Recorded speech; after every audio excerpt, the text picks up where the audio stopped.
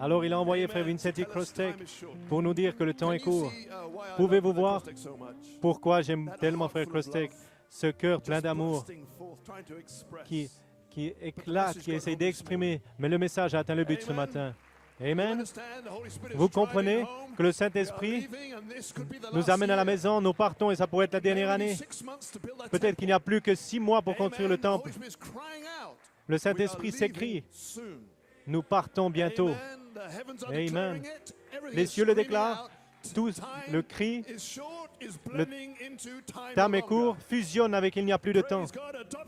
Loué soit Dieu. La dispensation de l'adoption avec la dispensation de la plénitude des temps. Et rien ne peut l'arrêter. On va fusionner. Inarrêtable. Le temps change. Il n'y aura plus de temps. Et ce corps qu'on appelle temps va se revêtir de l'immortalité. Vous allez prendre une chevauchée par les cieux. Peut-être dans l'année qui vient. Oh, c'est si proche. Cette citation qu'il a portée de l'appel à la résurrection, qu'est-ce qui s'est passé à Fort Wayne en février? Souvenez-vous, c'est la voix de l'archange qui parle. Au travers de l'apôtre, l'esprit de prophétie. C'est une prophétie qui repose dans le message que le Saint-Esprit nous ramène ce matin. Qu'est-ce qui s'est passé à Fort Wayne? C'était un signe. Ça s'est produit en février en tant que signe, à dessein. Ce qui va se produire quand ça va revenir au mois de février. Vous voyez? Ce sera la dernière année. Et Frère Crostek a dit, la colombe est devenue ambre. Elle a commencé son vol de l'ambre en février. Est-ce que c'est la dernière chevauchée? La volée? On retourne à l'ouest et on retourne ensuite à Jérusalem. Serait sa dernière année? Il doit y avoir une dernière année. Est-ce que c'est celle-là, messieurs? Est-ce sa dernière année? Entrez à la maison avec cette pensée dans vos cœurs. Est-ce que c'est la dernière année? Ensuite, il a commencé à suivre l'ange. Qui est l'ange? La parole qui se dévoile. Christ est la parole qui se dévoile. Maintenant, combien de ministres font cela? De suivre la révélation qui se dévoile. Ça doit être très clair maintenant. Ces dernières années, ça a été vrai. C'était un dévoilement très clair.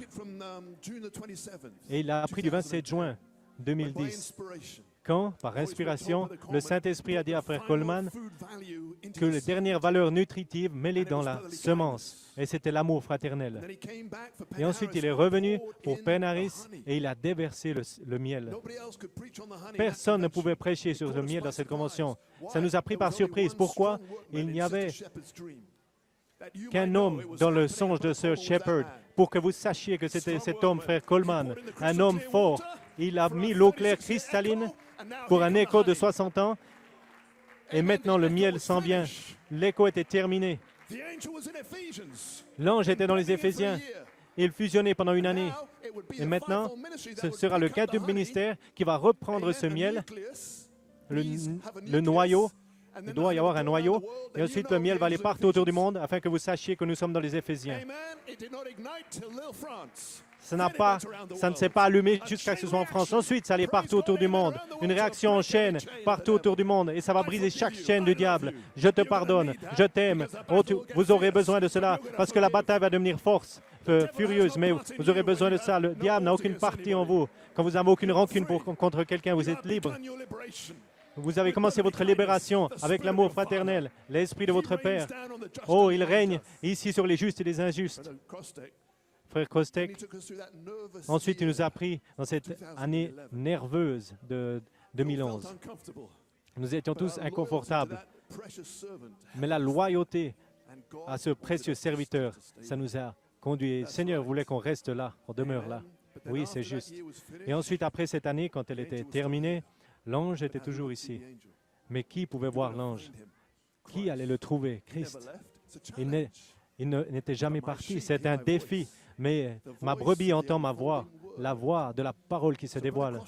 Ainsi, Frère Crostek a commencé à suivre cet ange. Il m'a dit récemment, il regardait, il a étudié à nouveau à partir de 2012. C'est une bonne chose à faire, ça, de voir la grande révélation de Dieu qui se dévoile.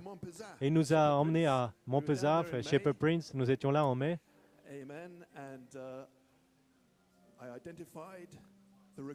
Et j'ai identifié les conditions requises pour la page 304. Nous étions sur le point de nous élever. Vous pourrez regarder et voir l'inspiration.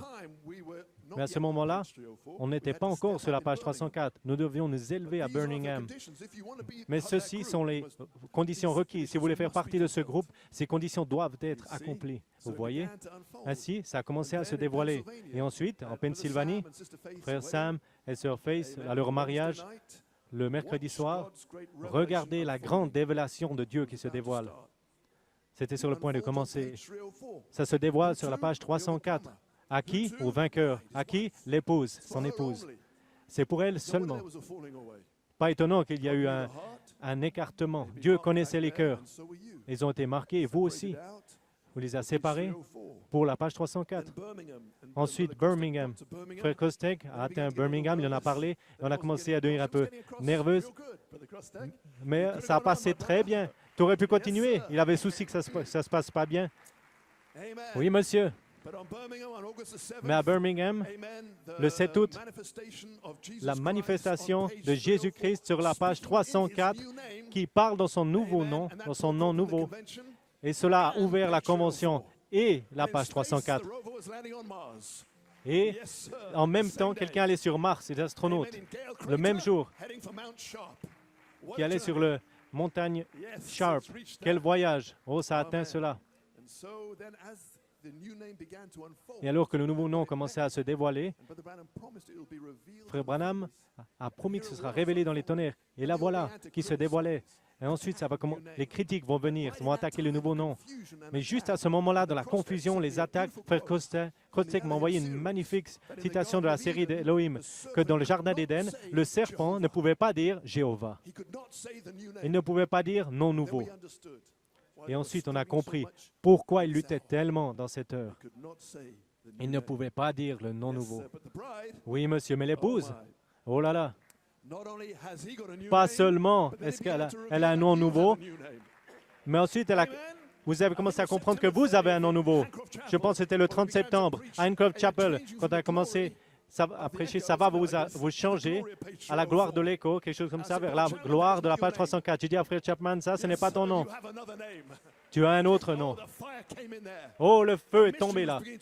Le mystère commence à se dévoiler de qui vous êtes. Oui, monsieur. Amen. Et ensuite, ça s'est dévoilé, c'était le moment de la note clé. Et Frère Branham nous avait déjà dit où serait la note clé en Inde. Mais quel meilleur endroit que Punjab, le pays des 5 rivières, des 5 fleuves, et où ils atteindrait le rêve, le songe de Sir Shepherd. Elle n'était pas sûre dans son songe, mais la question, est-ce que j'ai le Saint-Esprit? Est-ce que j'ai la nouvelle naissance? Et une nouvelle naissance, ça commençait à se dévoiler. Elle était sur le point de se dévoiler. 5 fleuves. Et c'était le pays du turban. Les Indiens à Tumunjam, c'est là où ils portent le turban. Et le seul moment où Dieu avait un turban, c'était la vision de la tente. Je te rencontrerai là. Et dans cette convention, nous sommes passés de la tente au petit bâtiment. Oh, qui dites-vous que c'est? Oui, c'était le moment que Dieu nous rencontre avec une révélation du 3e poule. Pour la nouvelle naissance dans l'âge de l'épouse. Sir Shepherd, tu recevras le Saint-Esprit. Amen. Oh là là, et ensuite la montagne, mont Enodou, demeurer sous la gloire du Tout-Puissant dans le lieu secret du tonnerre. Le lieu secret. Là où c'était le message de Frère Coleman, où qu'on a commencé vendredi matin, Frère Enodou a commencé, j'ai suggéré ce message, je ne savais pas ce qui se passerait, mais nous étions simplement conduits par l'Esprit, par l'inspiration. Ils étaient conduits par l'inspiration directe. Et nous voilà, ça se dévoile simplement. Qui peut le nier? Chaque endroit où il nous envoie, ça se connecte à l'inspiration. Dar es Salaam, Jérusalem. 70 semaines. Tellement d'exemples. À la montagne, en Suisse, le temple a été agrandi, l'Église a été agrandie. On trouve le mystère du temple d'Ézéchiel, comment il peut être construit. Tabernacle du 3e puits, 3e temple. Oh voilà, Dieu ici a fait de la place pour nous, il nous donne la paix. Un temps et un autre temps. Les endroits où il nous envoie, ça se connecte à l'inspiration, à la parole qui se dévoile. Seulement l'intelligence peut produire cela. Mont Enugu, vendredi saint, Père, glorifie ton nom. J'ai déjà glorifié son nom, Jésus. Mais je vais glorifier le nom du Père à nouveau. JVHU, comment? Jésus produisant un message. Et il était glorifié en produisant le message du salut. JVHU a amené un message aussi. Et quand ce message a été libéré, ça a glorifié son nom. Et comme on a dit glorifie encore, ça a tonné dans les cieux à ce moment-là même. Et ensuite, le lever du soleil, les tonnerres révélés, le secret. Et vous savez, j'avais en fait ma Bible amplifiée alors que frère Crostek lisait les Écritures. Et je voulais juste vous lire à nouveau les versets 3 et 4 de la version amplifiée. Juste pour vous rappeler. Et il cria d'une voix forte, comme le rugissement d'un lion. Ça s'écrit sur la terre. Et il descend avec un cri. Et il crie avec une voix forte, tout comme un lion rugit. C'est Christ qui parle. Et quand il cria son message, les 7 tonnerres donnèrent de la voix et firent entendre leur message avec des mots distincts. 4 mots distincts, ou 5. Je suis le Saint-Esprit. Qu'est-ce qui est plus distinct que cela? Qu'est-ce qui peut être plus clair que cela? Des mots distincts. Un message de grâce et de délivrance. Je suis le Saint-Esprit. Ça a tonné dans vos cœurs. C'est un message. C'est ce que le roi a crié. Tu es mon épouse, le Saint-Esprit. Oui, monsieur. Et les tonnerres vous ont apporté le message à vous et à moi après le cri. Amen, c'est tout dans la Bible. C'était là tout le temps. Amen. Et quand les 7 tonnerres furent entendre leur voix, j'étais sur le point d'écrire. Mais j'entendis une voix qui dit, celles ces choses que les 7 tonnerres ont dit. La même chose que l'ange dit à Daniel. Celles. Donc, ces 70 semaines et ces 7 sceaux sont connectés. Et quand ça s'ouvre, les 70 semaines, ça fait quelque chose pour l'épouse.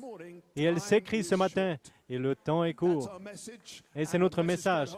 Et le message a atteint le but. Et hier soir, c'était une lune rouge, une des plus longues dans le centenaire. Il y a eu 2 ans, il y a eu 4 lunes. Merci, sœur, pour l'article. 4 lunes rouges, et chacune qui tombait sur une fête juive.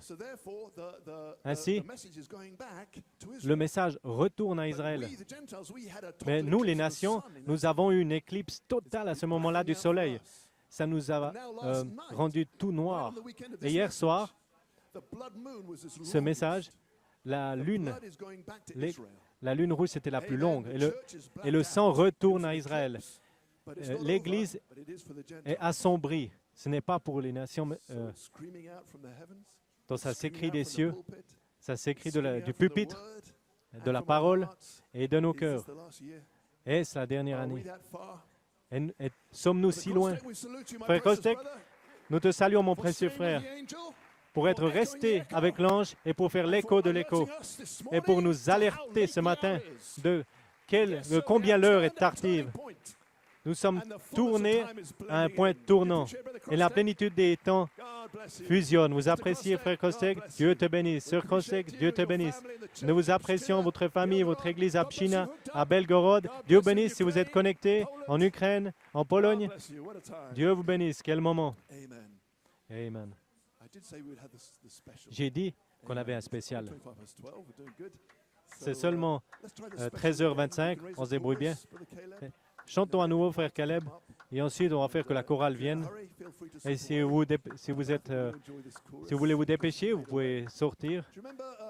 Mais on va apprécier ce choral. Il a créé un chemin. Vous vous souvenez de l'explorateur? En février 2012, cette citation, on aurait dit que l'épouse était effacée. Mais tout d'un coup, la poussière commence à retomber. Et on saute. Et la troupe qui vient, cette armée est invincible. On n'a pas été écrasés, nous sommes en feu. Nous n'avons pas été touchés, pas contaminés. Nous sommes de l'eau claire, cristalline. Oui, monsieur. Et nous remercions Dieu pour des messages qui viennent encore. La foi. Et nous avons dit, Frère Branham dit, l'ange creuse le sillon et nous marchons derrière. Et voilà comment ça se passe. Et nous avons fait une pause pour un moment pour Frère Krostek pour regarder à ce sillon, ce sentier qui a